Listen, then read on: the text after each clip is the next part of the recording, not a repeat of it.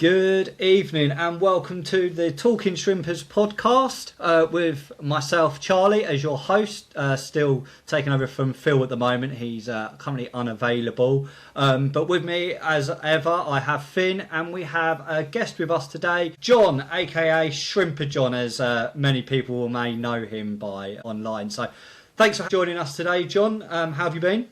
Very good, thank you. So still buzzing a bit from Saturday, but slowly coming down after a day's work. Yeah, absolutely. We'll be diving straight into that very, very shortly. And yourself, Finn, how's your week been? Yeah, not bad. I've got a stinking cold, so that's probably why I sound a bit weird today. But yeah, not too bad. Obviously, happy about the result of the weekend, but we'll talk about it in a bit. But yeah, very coldy. It's that time of year.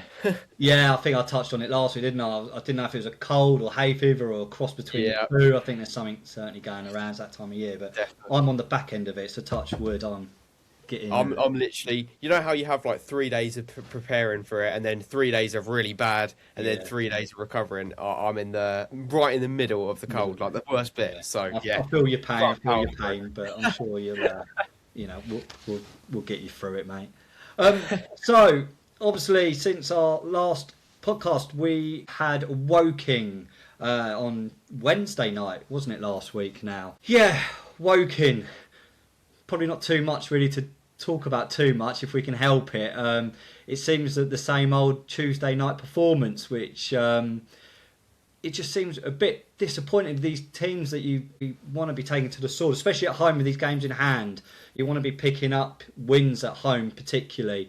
But yet again, we seem to struggle against these sort of sides, and it was pretty much like a copy and paste, really, especially against Woking when we was at their ground. You know, they took the leads, looked good for it. We struggled to sort of break them down, and it took, right near the death to get an equaliser. I mean, Jon, was you at the game? What was your take on it?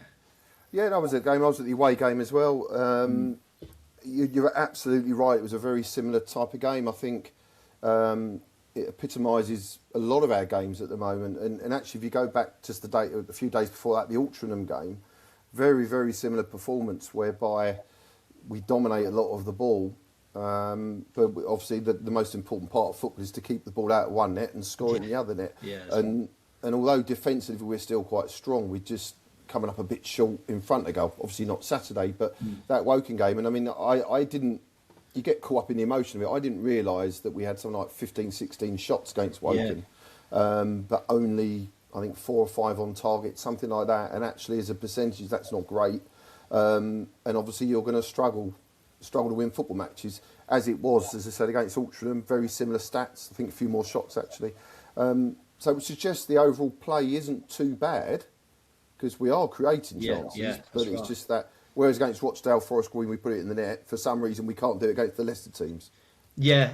So. And it's not, I mean, you say about the stats here, I've got them, it was 15 shots, 8 on target. So as you say, it's not through the lack of creating these opportunities, it's just that clinical finish in front of goal, which seems to be our weakness, especially against these lesser teams that, no disrespect to them, realistically we should be absolutely, especially in the position where we are, where we want to consolidate these places in the playoffs. We come so close to it last season that we don't want to be going down the last game of the season again, relying on a point or another result going our way. We want to be there comfortably, looking ahead of making preparation towards the playoff campaign.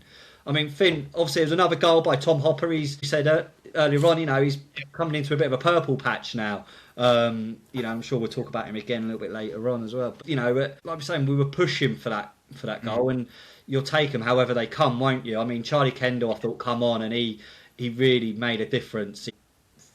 With Charlie, I feel like when he's on the ball, he's always looking to score. He'll drive forward, he'll push you up, and I think, the goal came a little bit fortuitous, in the way it happened. But again, it was through a shot from Charlie Kendall, just having a shot. I feel that too many times we're getting to that final third and we kind of want to pass it in. And you think, we've got players that are capable of having a pop. Ollie Coker's got a good shot on him. There's players that can make the keeper work. And it was a shot through Charlie Kendall, and look, Tom will take that however it comes in. And ultimately, it rescued a point. How did you see it? I completely agree. I think Kendall off the bench looked really good. To be honest, I'd probably like to see him start a little bit more.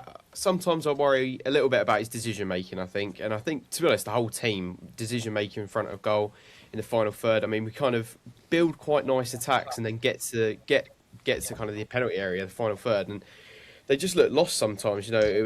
There was a few times where Dallas should have shot, and in previous games Dallas should have shot and he should have passed, and kind of gets it around the wrong way, and other players as well. So it's just a little bit frustrating. But yeah, I mean, we have got players who can have a crack, and I know we had quite a lot of shots, but it's weird looking at those stats after the game because, to be honest, I don't know if you lot would agree, but for me, it didn't feel like we really tested the keeper that much all game. No. So when I saw that afterwards, I was a little bit surprised that we even had that many on target, to be honest. But yeah, it was just a frustrating game, and it's you can draw so many parallels with the Truro and Gateshead games and these kind of 1-0s. It's 1-0s.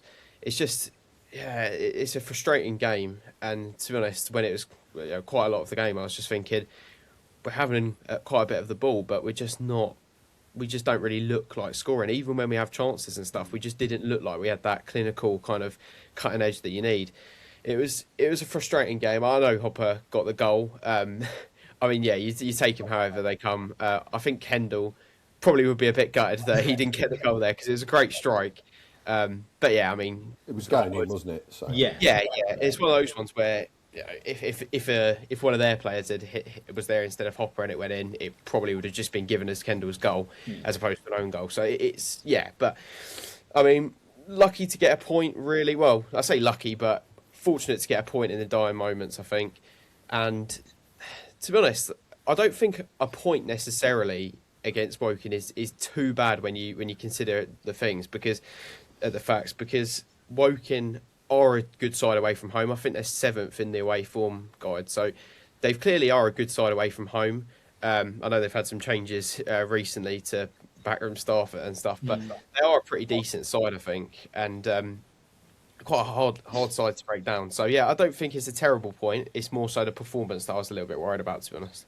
Yeah, I mean, there was a little bit of a nervous moment when the goal went in. I don't know what you guys thought of it when it first happened, because I think there was a bit of uncertainty, everyone, especially from the Woking guys. They deemed, I don't know if it was an offside or a hand, I'm not too sure what it was that they were claiming, but there was a little bit of a nervous kind of few moments as the ref sort of went to liaise with his lino. But yeah, looking back, I was thinking maybe offside, but of course it happened so quickly, split second, isn't it? When you see I think on Pip's video or the official, whatever it is, actually, I think there was a defender. Yeah. I think on the line or over the line. That's right. Yeah, that's it. So I think in the end, I think it was handball. I think they were appealing him for, but it was handball in a minute. That's quite clearly hit his chest or his abdomen, wasn't it? And that, but I mean, it's one of those, isn't it? I mean, you've seen officiating at this level. There's you just wouldn't be surprised, would you? You really wouldn't. But yeah, the right decision was made at the end of the day. There was, nothing to worry about. I mean, ultimately, do you feel that I mean, John, for you, do you feel that was 2 points dropped, or do you see it as a point gain? It's hard, isn't it? I think driving to the game, I thought we knew it was going to be tight. I mean, Finn hit on it a little while ago. I mean, they are a form side in the league. Yeah. They've had some very good results. So, and arguably, I mean, they're just slightly outside the playoffs, but they're quite a dangerous side to play in the respect that they're not going to go down. They're realistically not going to go up. No. And they're often the dangerous. Some say they're on the beach. Well, they definitely weren't. No. So I think when you score that late in a game, like we did away from home against them, I guess it's a point gained. I think the draws against Truro and Gateshead, I think, definitely were more a case of 2 points dropped. Because regardless of how well Gateshead and Truro have done more recently, you should be winning those games. If we'd won those games, a point against Woking, you'd be thinking, okay. But I think we've done okay in March, really. Exactly. Especially, you look at the results against the Forest Green and Rochdale. Obviously, was a fantastic. I think that's a disappointing thing, is that you go on some really good performances against the top sides, and then sort of underachieve, by our levels against the lesser sides. But like you say, I think it's important that we get something from the game. If you're not playing well and you're still picking up a point, then you'll take that all day long, I guess, wouldn't you? Something I just want to touch on is, obviously, we've recently had a couple of loan signings. We haven't seen a huge amount from them yet. Was you surprised that we haven't seen more involvement from them? Especially like Alfie Macy. I think, he's quite thought of in high regard. And I was a little bit surprised that we haven't seen more of them, especially with the amount of games that we've got, coming up, or we've had, especially in March. We've got a lot of games going. As tired legs, fatigue sets in. Kev's obviously brought these players in to help with that. Yeah, it's a little bit disappointing that we haven't seen more of them, Finn. Yeah, no, I completely agree, and I won't kind of act like I know loads about both of them, but I mean, from what you hear from the clubs which they came from, Wealdstone fans, Millwall, and obviously Preston for the other player as well, it's they're clearly good players, and it's bizarre to me that they haven't been given a proper go. To be honest, we'll talk about it later, but in the cup game, for example, I thought that would have been a perfect opportunity to at least give one of them a go. I don't think Preston player even on the bench. No, he wasn't in the squad, was he? No. No. So it's just it's very weird to me, and I know Kev says a lot about how we've got a tiny squad, but then you get two midfielders, and then he doesn't use them. So it's just weird to me. If we've got a tiny squad and you need to rotate, then surely you rotate in the new players that you've got.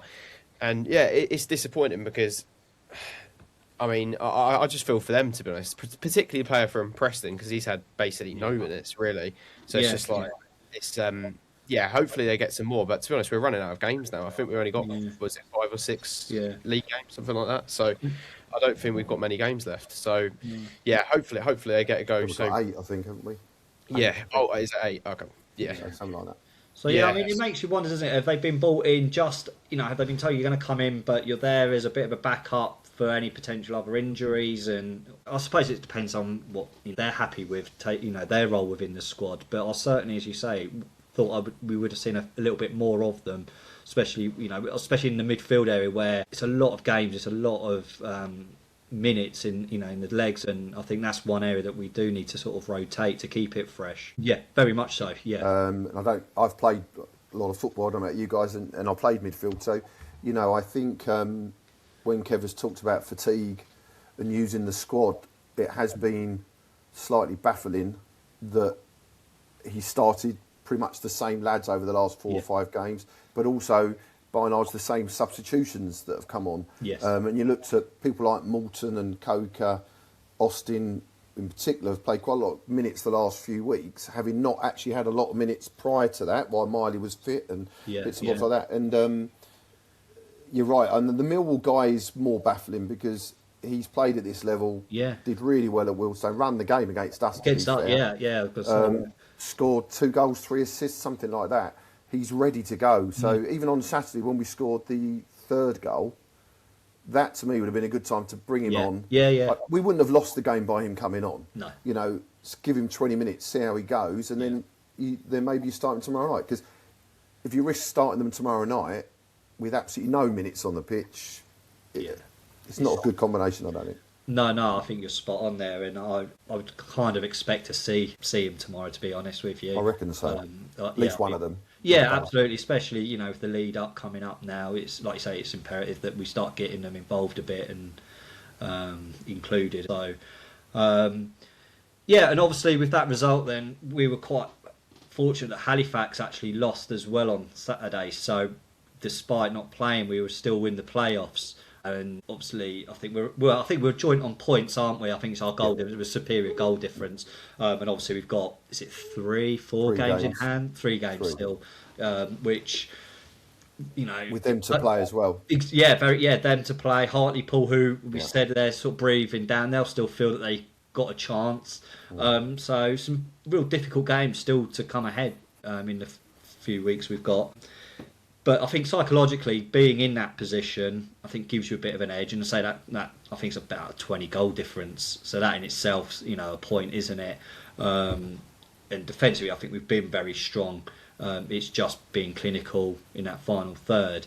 And so when it does click, we see it, that goal against Rochdale, when it clicks, the fast movement, we play some fantastic football. I just feel that we need to be quicker in that final third. The one-touch, 2-touch football, that's what ultimately we get our joy from. And I think when we're at it like that, we're untouched, we're unplayable. So interesting to see. So putting that to bed, obviously we had one eye on Saturday, a semi-final against Southport. Some people were saying, were the players against Woking, had they already had half an eye on that match? Who knows? They'll tell you otherwise. Obviously, they'll say they're only focused on each game at the time. But obviously, Southport was a real opportunity for us to reach Wembley for a second year in a row. I understand, John, you went up to it. I mean, there's not many games I don't think you don't go to, is there? So I think I've missed two. I think I've missed two this season. I think so. Yeah, I was there. I was talking to Finn just before we come on air. Didn't really appreciate how hard the conditions were first half, and me included. I've got to admit, there was a lot of booing at half time. Yeah. I don't boo because I don't think that achieves anything. And actually, we were 1-0 down at half time. It's not. It's hardly a bad position to be in, but the pitch, I don't know how it looked on the TV, but the pitch at ground level was horrendous. Was it? That's interesting, because I was looking at highlights and I thought the ground actually looked really good, deceiving. Yeah. The ground level, it was awful. Was it? Very, very bobbly. The ball was bouncing ridiculous heights, and then obviously with the wind. So it was only obviously when we turned around that suddenly you thought, well, hang on a minute. And Southport could hardly get near our penalty area second half. And as I said to Finn, really, we shouldn't have been losing 1-0 at half time anyway. We had ample opportunities. I think Gus, someone had one cleared off the line, didn't they? Gus had a header saved, and then it's a good lift, I think, had one cleared off the line. Yeah. Coker hit the post. You know, we could have been winning 2-0 or 1-1 at half time, whatever it might have been. So in the end, we were absolutely worthy of the win, no doubt about that. But it was a lot tougher than I think people probably appreciated. Yeah. So obviously, going into the game, there was a few changes made. You've got, obviously, Kendall's come in to start alongside Hopper, wasn't it? How did you feel his game was? I mean, we see glimpses of him at Woking. We said he sort of had a bit in his teeth, and I feel that Kendall's, like I said to you earlier, I think he's one of the players that when he gets on the ball, his head down, go for goal, makes things happen, and if it doesn't score, even if it might create an opportunity for someone else. How did you find his performance? Well, I mean, he got man of the match for the 2 goals, but to be fair, he was man of the match regardless of that. Because actually, I guess you guys watched it. Yeah, I mean, he was the best player in the first half for us as well. He was the one person that was going to make something happen. Mm-hmm. I was slightly surprised Hopper started, if I was honest. But actually, looking at the way Southport played and kicking lumps, they pretty kicked everything that moved, really. I think it was right probably to have him up top with Kendall. Whether he'll make tomorrow, I don't know. But I mean, Kendall is that sort of player. I think he's a confidence player as well. When he gets on a bit of a run and he gets a few goals, you can just sort of see him just change a little bit. I mean, he came on at Brackley, didn't he? White Brackley completely changed the game. Yeah. And he's done that a few times this season. So hopefully he'll start tomorrow because I think he's got that confidence going through him now. Scored the 3rd goal was a brilliant goal. Yeah. It was a cracking finish. So yeah, I'm glad he started, and hopefully he'll keep his place for maybe certainly the next couple of games. Yeah. I mean, Finn, did you go to? I know you didn't go to Southport. Did you go to Roots Hall to watch it live, or? No, I didn't. I would like to, but we just kind of watched it at my dad's house. But yeah, I watched the game live and everything. Yeah, it was an interesting live stream. It was good for the majority of the game, but the first 2 minutes, it completely crashed, and then the quality was just horrendous. But eventually it was fine. But yeah, so I watched it at home. Yeah, so I mean, I said last week I was actually working, so I had it on the radio. And like you touched on, John, I think it was quite clear that the weather was having a real impact in the game, especially that wind. It was just holding the ball up, and I think was we against it in the first half? Was we were against it first half. Yeah. So made things very difficult, as you say. Although we created opportunities, still the weather certainly played its part. And obviously going down in the first half, 1-0 in the first half. Was it for Chris? Is it Ezzy? I don't know if I've said that name right, but you did worry. Well, I don't know about yourselves, but there was that element. We know Southport, they've beaten National League teams to get to where they are. So, they're there on their own merit. It's not through, luck or anything like that. They're obviously a very capable side, and we've played them again previously, was it last year, wasn't Last it? year. And they gave us a real close game. So they weren't a side that I think by any means we would go over there and it would just be a formality and job done. I think we was fully aware that they're a capable side, and if we weren't on it, we could be punished. And they showed that in the first half. They scored their opportunity. Their backs would have been right up at half time. And as you said, John, there was obviously some booing and unhappy fans at half time, and you can see why, because we're team, we should be capable of doing better, and all the time it's 1-0, it gives that team something to hold on to, doesn't it? And you've seen it against the likes of the lower teams that we play, that once they get that goal ahead, they make it very, very difficult for us to then break down. So I think it's credit to Kevin, the team, for the second half display, coming out and actually scoring those 2 goals in real quick succession straight into the second half. Obviously, we're talking about Charlie Kendall's first goal on 53 minutes. I thought that was a really, really well taken goal. He still had a lot of work to do. He had defenders coming down and keeper coming out, and I think Kev alluded to it, I think it might have been a toe pump, but regardless of how it got there, it found the bottom corner. And you say maybe that was just the moment where, right, okay, we've got this now, we can push on, and we had the wind with us at that half as well. So what did you think of the goal? Was you behind the goal at that point? Well, funny enough, I was to the right of the goal, but so I was right at the angle where the post is. So actually, when he first hit it, I didn't think it was going in, whereas Coker's that hit the post, I did think was going in. I mean, but when I talked about the pitch earlier, the pitch was very bobbly. The goal mouth in particular had a lot of sand in it. Yeah. Particularly, so at various stages it looked like it was going in, and then it looked like it was going wide. I mean, it bobbled so many times. Yeah. You've hit the nail on the head also about the fact we scored 2 quick goals. I think one thing that I think we've been guilty with at times is we score sometimes to come back into a game, maybe to go 1-0 up in a game, but we don't always seem to then just grab hold of the game and think, right, okay, we've got to go, let's go again, let's go. We did it against Rochdale. Yeah. Twice we did it, to go 2-0 up and then go 3-1 up. So the pleasing thing on Saturday was absolutely to get that second goal, because actually we would have won the game 2-1, because actually that killed. You could see their heads just suddenly went. They couldn't get up the field because of the wind and this, that and the other. So I think that second goal so quick, and of course it then got the fans behind them. Yeah. I've watched some of their vlogs, a couple of their vlogs, and they're saying, "Oh, how quiet the Southend fans were, this, that, and the other." Well, I was on the terrace, and also my mum was in the seats. There was plenty of singing. It just doesn't come across when it's in a, in an open stadium like that. So the fans were pretty good in the first half, really, but second half we really got going. I mean, did you see, like, in the second half, was there any change in terms of the, tactically, or was it just keep doing what we were doing, keep knocking on that door, and eventually you'll wear them down? And especially with that wind, as I say, we had in our favour, that when those chances come, it's just about being clinical and making sure that you score them. I mean, Kev said at half time, because I think, he got asked the question, I think, what did you do differently? And he said, we didn't do anything differently. No. We just played the same way. And if you analyse the chances were created in the first half that we didn't score, and then look at the chances, certainly the first 2 goals that we did score in the second half, they were similar type chances. We just put them away in the second half. And I think we probably kept the ball a bit lower. First half, we were guilty of pumping it quite long at times. And, of course, you can't judge it because it's spinning in the air. Hold it, when you're kicking with the wind, you don't want to be lumping it long because the wind gets hold of it. But so I don't think much changed, really. I think we just took the chances and that killed the game, really. Yeah.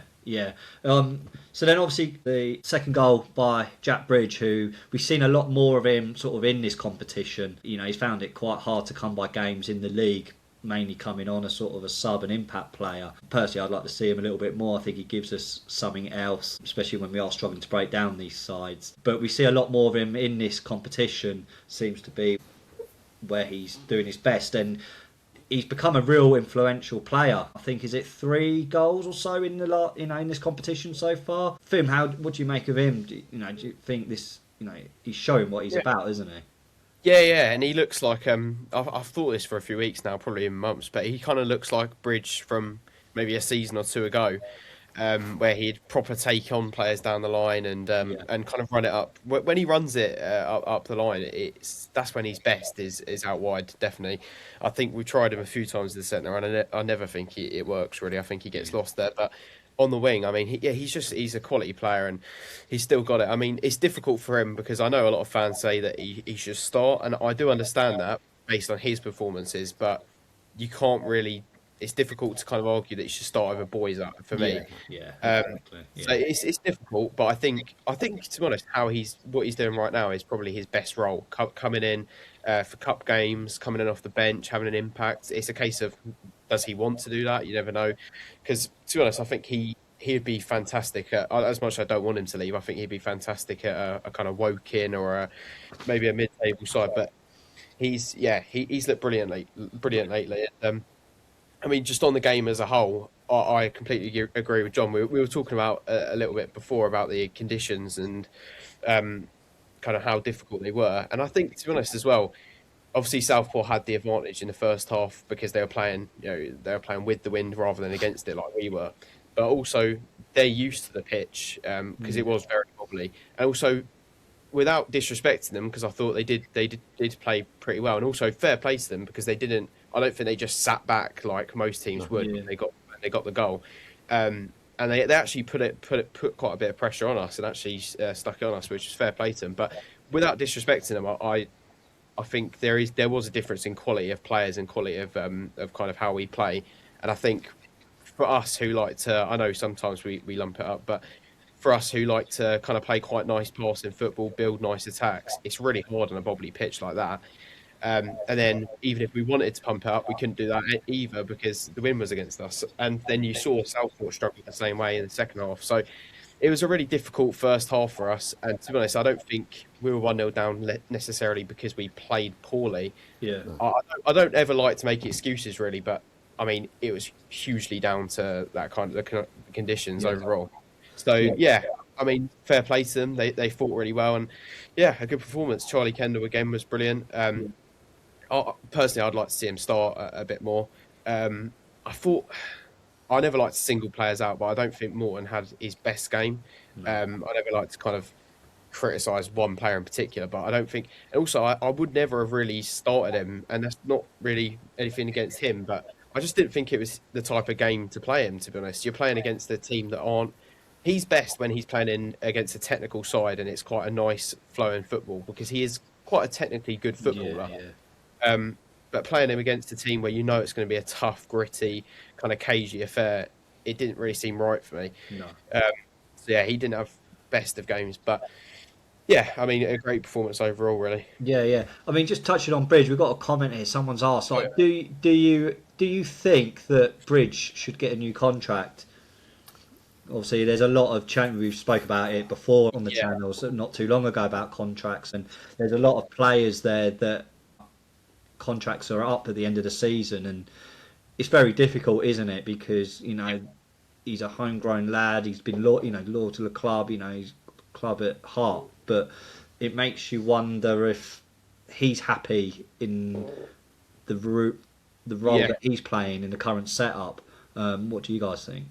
I think I think I agree, to be honest. I think it's kind of largely down to him more than anyone else, I think, to be honest, because he could, as I said, probably start for like a mid-table to lower table side, but I mean, yeah, it's a difficult one. But to be honest, like, what I'm thinking is, do we really want, if we get rid of him or don't give him a new contract, we're then going to need another backup left wing, and then what sort of level would that backup be? Would it be better than Bridge? I don't know. So if he's happy to stay, I probably would give him a contract, to be honest.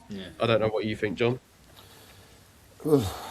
Difficult one, isn't it? We talk about this all the time in the car. I mean, we have the list on our phones every away game, which seems to be, and we go through who to keep, who to let go. I think largely it would depend on what division we're playing in. Yeah, that's true. How old is he? Is he like late 20s, is he? Yeah, I don't know exactly, but he's about 28-ish maybe, yeah. If you ask me the honest question, would I offer him another contract? I would probably say not. Only on the basis, do I think he's better than Boys? No. And if he is the backup to Boyes, then how much time is he going to get? I mean, for me, Boyes has probably been our player of the season, for me personally. And that I love Jack Bridge. You know, he was here before, then obviously went away, came back again, and he's been outstanding for us. And you're quite right, Finn. He stood by the club through very hard times, like a lot of these players have.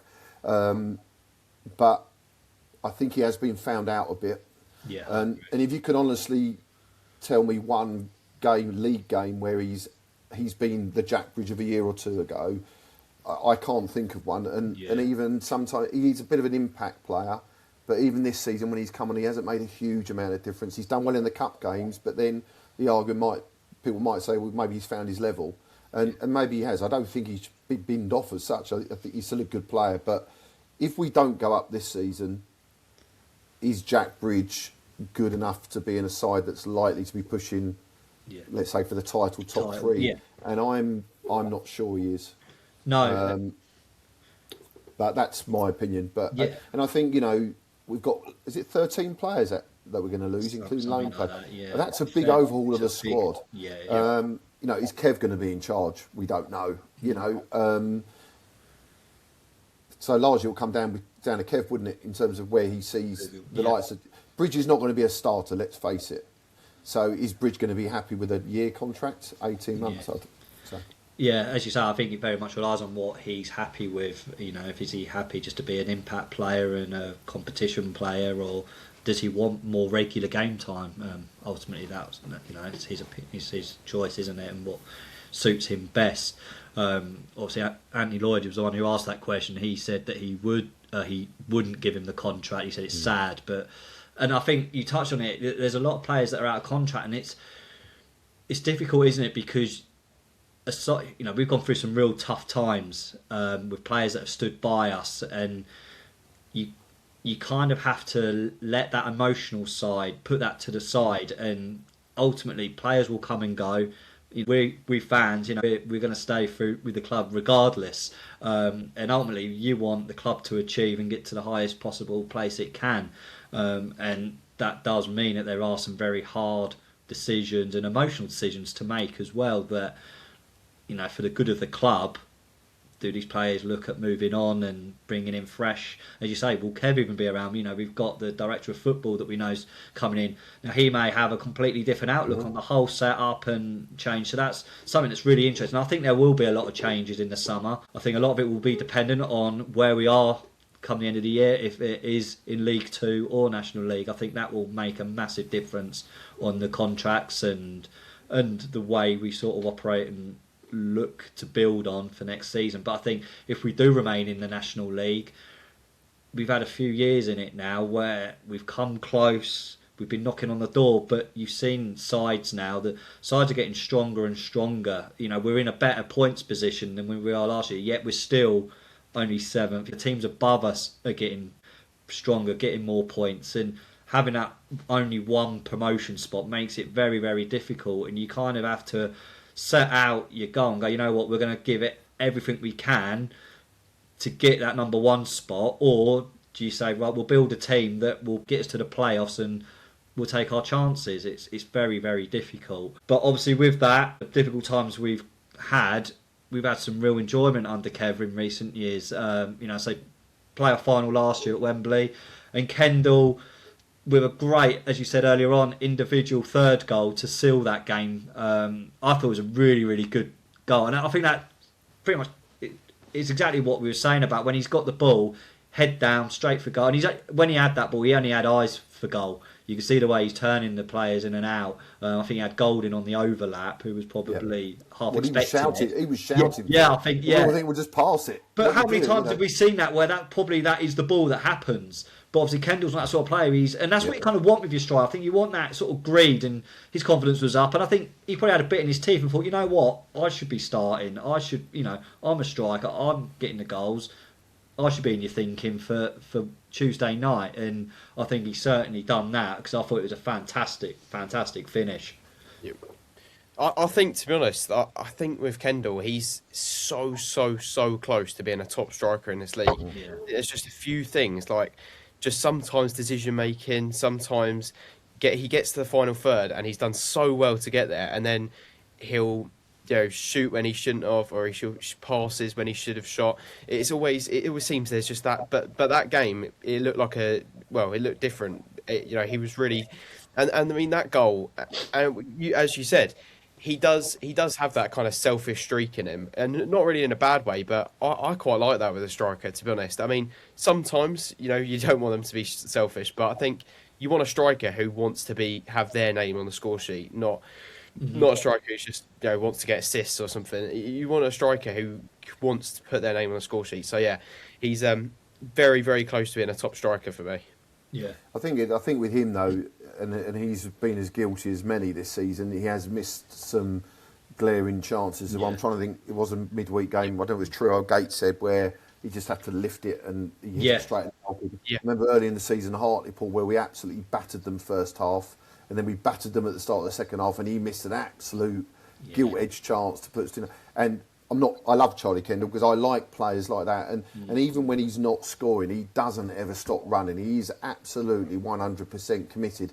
And I've always said to my son when he was playing, never come off the pitch and think you haven't put a shift in. Yeah. You can miss chances, you can score an own goal, whatever it might be. But if you come off the pitch and think, I've not put a shift in, that's on you.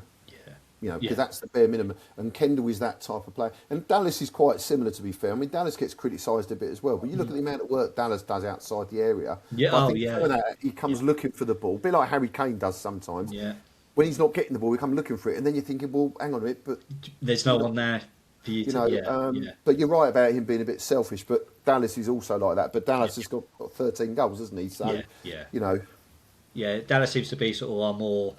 first choice striker, doesn't he? I think and I think rightly so. I mean, he's bought for a reason, isn't he? Exactly. And I mean, we spoke about it many times. The pairings that Dallo's had up is from one striker to the next. There's never been that sort of consistent duo that we've had throughout the season, has there? Which, I mean, when you look at it, all the strikers have scored. So when you look at it across the six of them, Hopper now, as we said, he's is it 4 goals now he's at?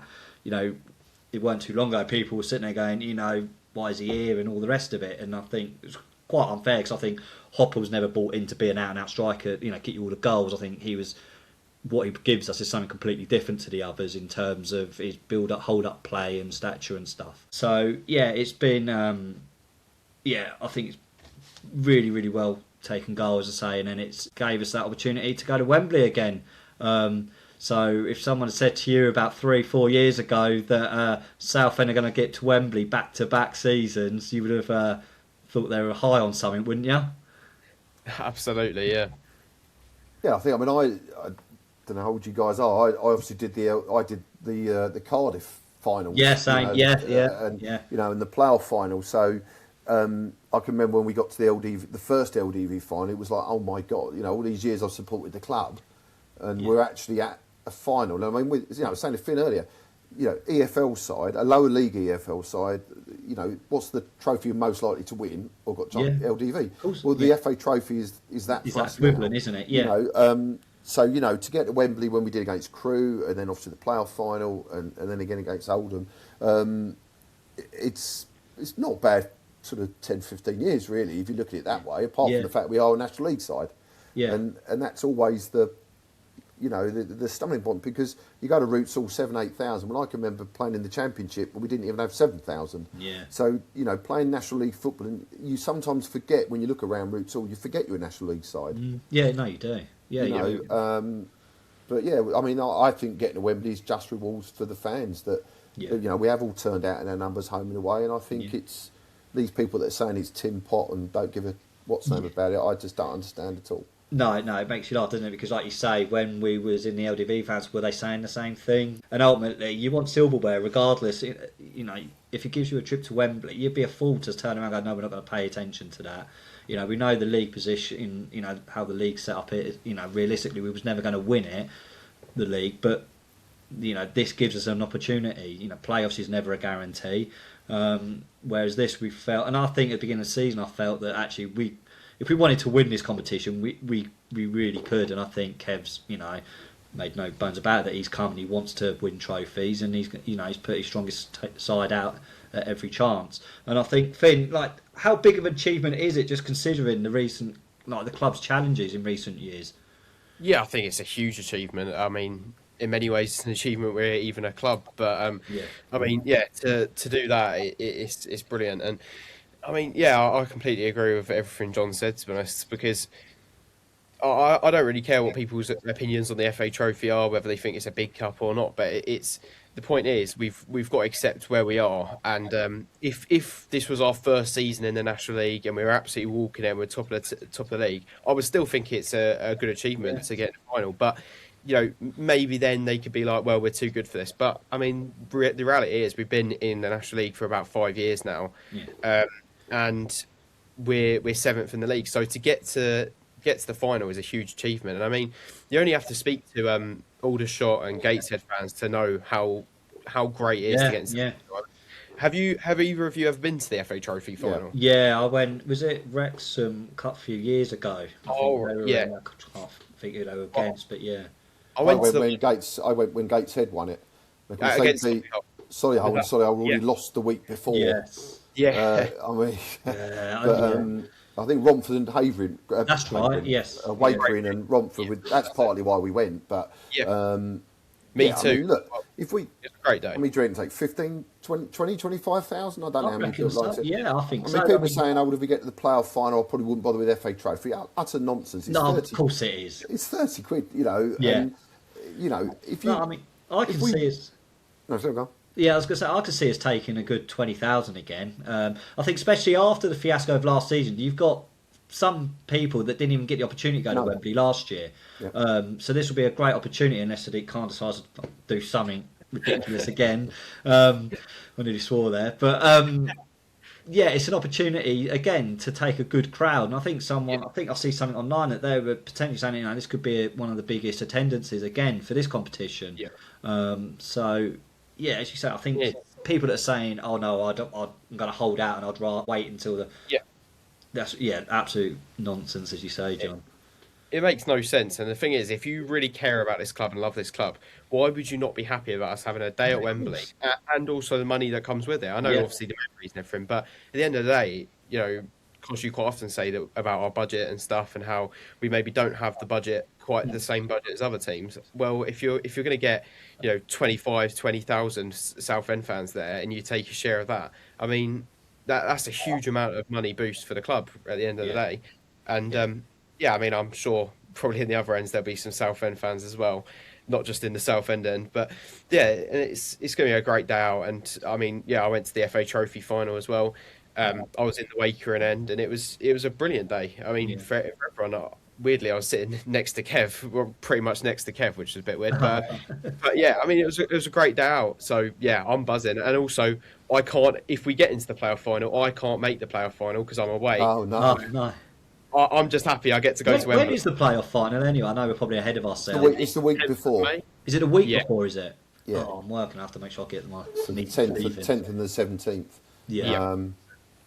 But yeah, I can't imagine sitting at home, maybe listening to it on the radio or streaming it. I mean, Southend win and then think, you know, it's like an hour and a half by train and tube. Yes, exactly. I'm sat here. You know, obviously, if you live in bloody Scotland or Spain or whatever it might be, and we obviously have exiles all over the world. I get that to a point, but surely, I mean, there's no guarantee that you ever get to him. I mean, there's clubs. I mean, there's the lot up the road, isn't there? They've never even witnessed or experienced that. So for not us, the new Wembley, no, exactly. So it's our fourth time, is it? But that's not a given. You could go years with that. So I think you just make the most of it while you got that chance. Well, we've had good chances in the last few years in the FA Trophy. We've just blown it. I mean, every time you're looking at the draw and you think, oh, okay. I mean, bear in mind, we lost 2 or 3 times on home draws. You know, this time we've basically gone away, apart from Truro at home. Yeah. Bath away, Chatham, Horsham. Is it 5 away games, is it? Or they're tough games. Yeah, of course they are. Especially on the artificial pitches as well, which we don't notoriously we're not good at at all, are we? And so it's something to really look forward to. Absolutely. And I think now it sort of sets up this week, really, doesn't it? You know, so an Easter holiday weekend. What 3 games? This will include the bank holiday. Give or take 3 games in a week. Yeah. Yeah. So it builds on that momentum, and you know everyone will be on a high. obviously we'll be playing Wildstone. It's been confirmed that they got a last minute winner, didn't they? Was it 94th minute? Yeah. Was it deep in the Last kick stoppage of the time? game. Yeah. Right at the death. So the dreaded Wildstone, which if there's any time to do one on them, do it at Wembley, So that's on the 17th. I don't think there's a kick-off time that's been announced yet. I'm not sure. No, I did see something recently. I think it's something like 4:15 maybe. Oh, is it? Right. Because they have to. I think obviously the first game could go extra time. Fast, haven't you, before that, isn't it? So. Can I ask a quick question? How do you think? We'll talk about on the coach on the way home. Now that they've got Wembley secured, do you actually think the players? I mean, you mentioned earlier, did they have one eye on it for the Woking game? I'm not sure they would have done really, because ultimately they still knew they were going to a National League North side and this, that and the other. But I just wonder if, now that we've got to Wembley, whether the players might just relax a bit. And although there's that pressure to get in the playoffs, actually knowing that they would have got a trip to Wembley, is that a good thing or a bad thing? I don't know. It could go either way, couldn't it, really? Yeah, I don't know, really. Sometimes when the pressure's off us, I do think sometimes we don't do great under pressure in certain games. I mean, but when the pressure's off us, a bit like you saw against Rochdale and Forest Green, games that we weren't really expected to win. So the pressure was on, but kind of off in a way, in the sense that we weren't expected to get a massive result of those. Then we do, but yeah, it could go the other way, and then they think, well, we've already got a trip to Wembley, so and then kind of take their mind off the league. But I don't know. It's you'd hope that they'll be professional and just keep playing and working on, but we'll see.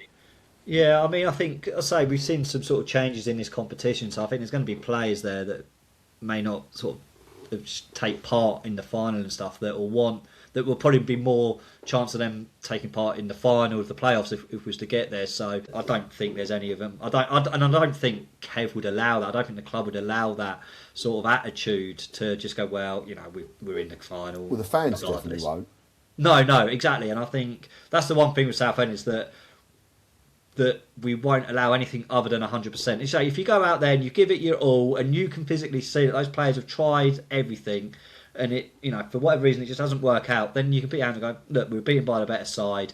It's not through the want of trying. I think, like you say, it's when you see underperformances, that's when, and then rightly so, the crowd, we pay money, we travel, long distances in this league. The least you can get is that 100% commitment from the players. So yeah, it'll be interesting to see tomorrow night, won't it? And also the players, technically, I mean, half of those, well, no, not half, less than half the squad, I guess, that are here on contracts next season. You could be playing Gateshead away again, or you could be talking about playing Walsall, Chesterfield, Oldham, as an EFL player. Exactly. So I really hope they don't take it. I can't believe they would do, because the final's there, but ultimately you want to get out of this bloody league. So swearing, but you want to get out of this league. It drives you mad, doesn't it? It drives you mad. As I said, we've sort of sleepwalked through 5 years, really. Yeah, I know. It's mad that it's that long, isn't it? Like, as you say, it only feels like it was like a couple of years ago, really, and that. But yeah, so that takes up to the half time. When we come back, we're going to just talk a few bits. We've got a few bits. We're going to talk about just the last minute loans, just about, obviously, now with the National League, the loan market has ended. So we're just going to talk a little bit on that, on the work we've done and some of the rivals around us. And then we will preview Yeovil and Braintree. So we'll be straight back.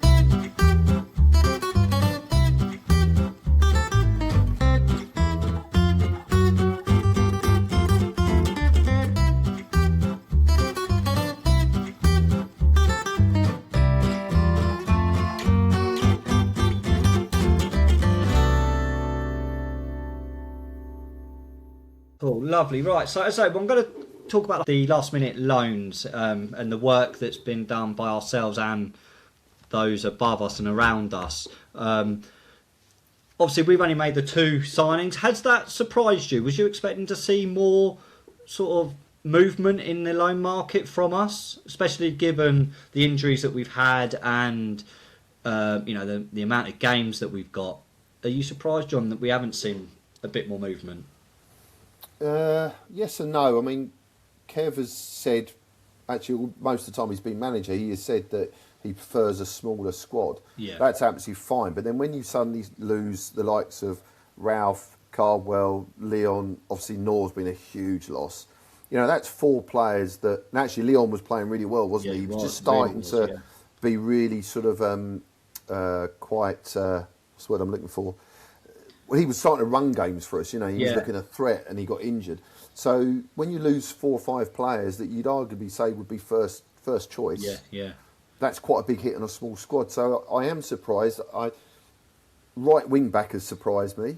Yeah. Because obviously we had George Wind, who I quite liked, to be fair. I used to watch him a bit at Billericay as well. But he never really had a real chance of playing. And even when Gus was struggling, or needed resting, he wasn't brought in. And you look at Gus at the moment, he's carrying an injury anyway. He's playing through pain, they say.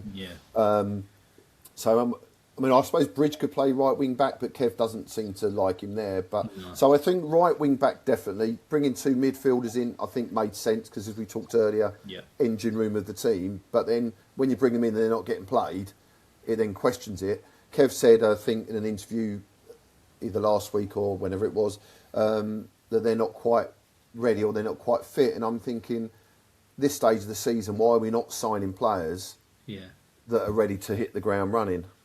Because these other clubs are signing players that are then going straight into the starting lineup and things like that. So definitely surprised we didn't bring a right wing back in, and surprised that having signed these players, we're not actually playing them. Yeah, I mean, Finn, I know that you keep tabs on the movement, especially in the National League and younger players, and I'll just give you some names here that from some of the teams around us, how they've strengthened. So you've got Boreham Wood, who we know they've recruited quite well this year. They've got Josh Landers from West Ham.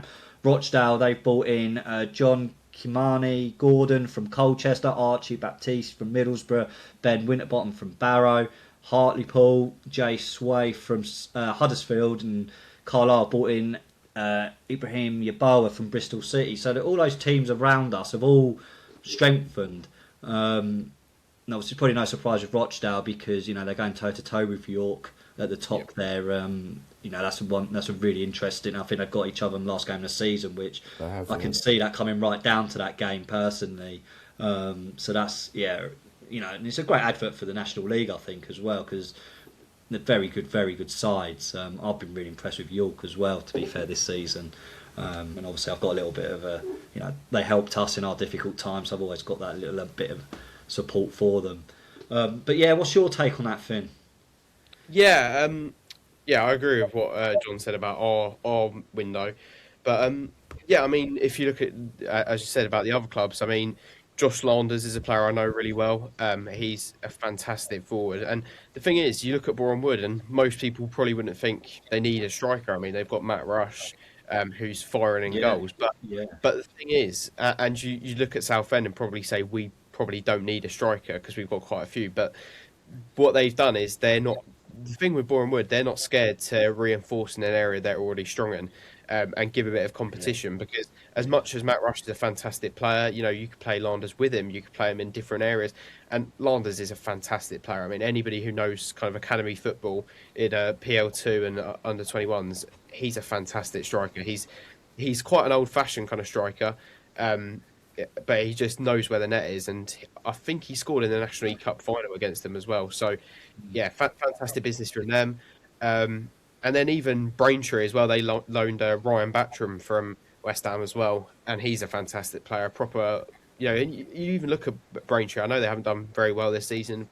Probably going to go down unless they have a great turnaround. But you look at who their best player's been all season, and it's a goalkeeper on loan from West Ham. I mean, almost certainly. So, it just shows that using the loan market in the right way is a great move. And it's just, I feel like with Southend, we almost have used the loan market to provide depth. Whereas, and I know to a certain extent you should do that, but it kind of feels like they've come in as loan backups, which I don't really understand. I feel like if you're loaning players in, you've got to give them a chance because what's the point in them being loaned to the club if they're not being given a chance? So, I mean, Battram's come in. I think he started all 3 or 4 of Braintree's games since. So that's how you should do it. Yeah, I think I've said before quite a few times that I think the loan market is something we've got to utilise. And I know some fans have their opinions on it and say that it's not very sustainable in the sense that you get things like Pep will happen where he was recalled. But again, you've got to accept where we are. And I think if you want to on a relatively low budget compared to the teams around us, you need to use the loan market. So yeah, would have liked to see us maybe bring in a few more. And just use the players that we got, to be honest. Yeah, no, absolutely. As I say, I think we've got to be wise to the situation we're in. We're not financially got the disposal of what some of these other bigger clubs above, let's say bigger clubs, bigger budgets above us. You know, we are still where we are. We're very much in the early stages of this takeover, and building blocks are in place.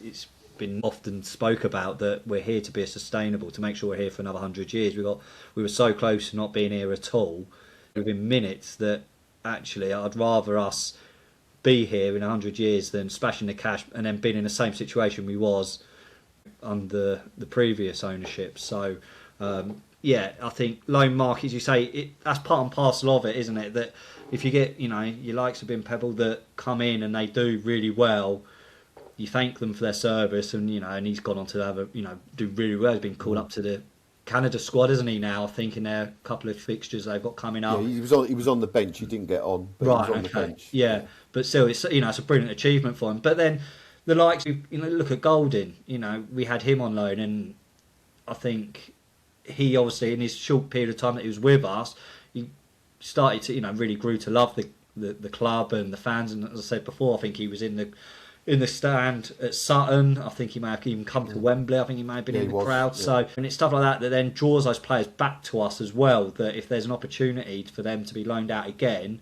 we will then be their first choice to come to. So it can work in a positive way as well.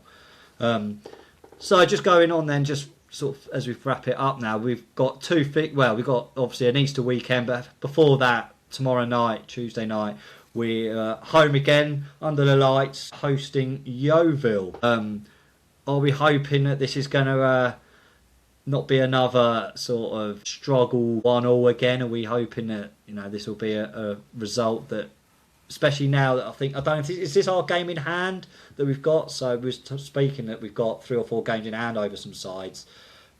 They're only good as the games if you win them. Well, the games in hand are this game. Aldershot away and Halifax and Hartlepool away. Yeah. So, but this is definitely one of them. And obviously, if we win tomorrow, we'll go 3 points clear. But as you say, 4 points with the goal difference, really. Yeah. And all of a sudden, psychologically, it's a bit of a gap, isn't it? Yeah. Because I'm just looking at Yeovil's form. They lost at Gateshead on Saturday, who we know Gateshead have sort of hit a bit of form, although they're down there. They're fighting for their lives, and they've come onto a bit of form. They're currently sitting 16th. They've got 44 goals for, 57 against. Their last 6 games, they've lost 6 of their last 8 games, won 2 of them. So I suppose the question is, what Southend team are going to turn up, isn't it? It's I mean, the form guide. You could look at the form guide. It means absolutely nothing, doesn't it, against these teams really in this league? Yeah, I mean, I kind of.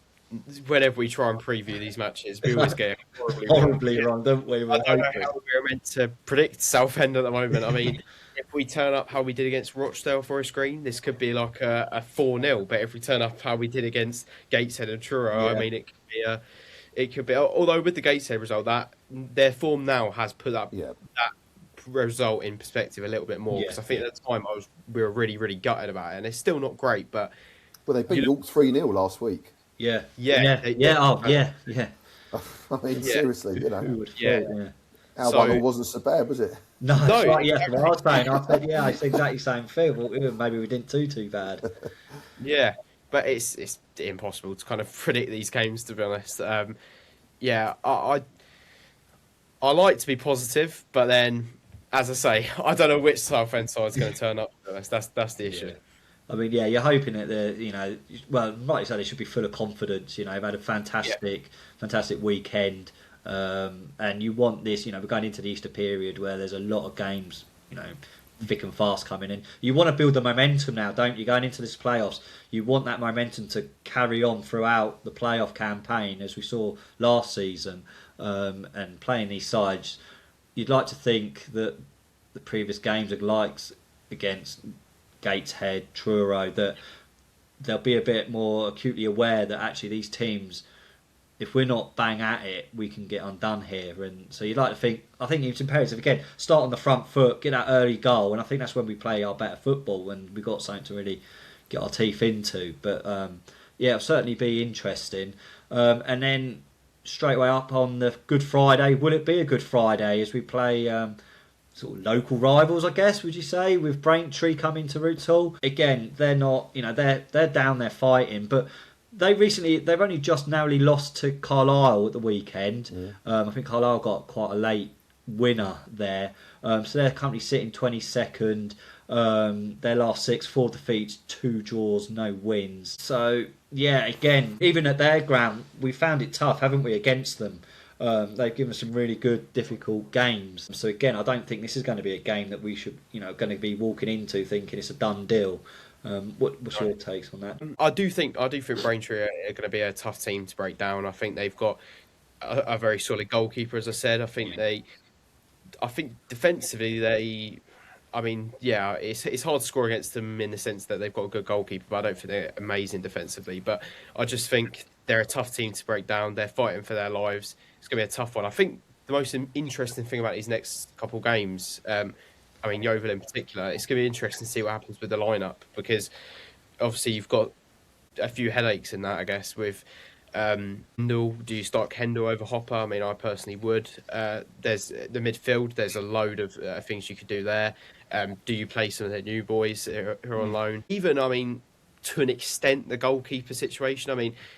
I think Colin probably will start, but then Mason has come back from injury now, so it'd be interesting to see if he gets a look in until the end of the season now. So, yeah, there's a lot of different things to the lineup. I think the lineup's going to be one of the most interesting things about these next games. Yeah, I think I looked at again when we will come back on Saturday. I think I said if we get 7 points from these 3, regardless of what order they're in, I think that would be a decent return, and I think that would probably see us 4 or 5 points clear, probably. I think Friday, you're absolutely spot on, Finn. Our games against Braintree, the last 2 years we've played them have been ugly. Yeah. Last year we just beat them 1-0 at their place. 1-0 this season at their place. 0-0 at our place last season, wasn't it? Yeah. It's a local derby at the end of the game, and people can laugh and say, we're playing Braintree Town, who are they type thing. It's completely irrelevant. They're in our division. Yeah. And it's a local derby. I looked earlier, they've sold nearly 300 tickets, which is good effort for them so far. But I think tomorrow night's quite important, because I think if we get 3 points tomorrow night, I think it takes a little bit of pressure off Friday. If we only get a point, or they'll say lose tomorrow, then all of a sudden those Good Friday, Bank Holiday, Monday games become kind of must-win kind of feel, don't they? Yeah, almost. Yeah. I think if we get 3 points tomorrow night, I think it just gives us a little bit more of a buffer in terms of going into the weekend. Yeah. Spot on also, Finn, regarding the who starts. As I said, Moulton, Austin, Keenan, Coker have all played a lot of minutes through March. Yeah. You assume a couple will be rested tomorrow, and maybe a couple on Friday. I think Dallas will come back in. He was Dallas has got to be first choice as far as I'm concerned. Anyway, he was rested on Saturday, so I think him and Kendall will probably start. I think Hopper's started the last 4, hasn't he? I think he's had quite a run in, hasn't he? And he's done really well, but it's hard work up there. Yeah. And Gus, don't know, because they say he's carrying an injury, But the problem is, who do you put a right wing back if Gus isn't fit? If you go to a back 4, who plays right back? Yeah, and his go-to seems to be Austin, isn't it? That's sort of his go-to. And I know he's had the odd he had one good game there, but I'm not sure that's his out-and-out position, really. I don't know why he doesn't try Bridge there, though, really. I know Bridge's game is sort of on the outside, cutting back in. Yeah. But I used to play right wing back as well when I got a bit older. But the whole point was just get forward and cross the ball. You're right-footed, so just beat your guy once and cross it that way. So. That is an option, but I don't think Kev really sees that as an option. I agree. No, it'd be interesting.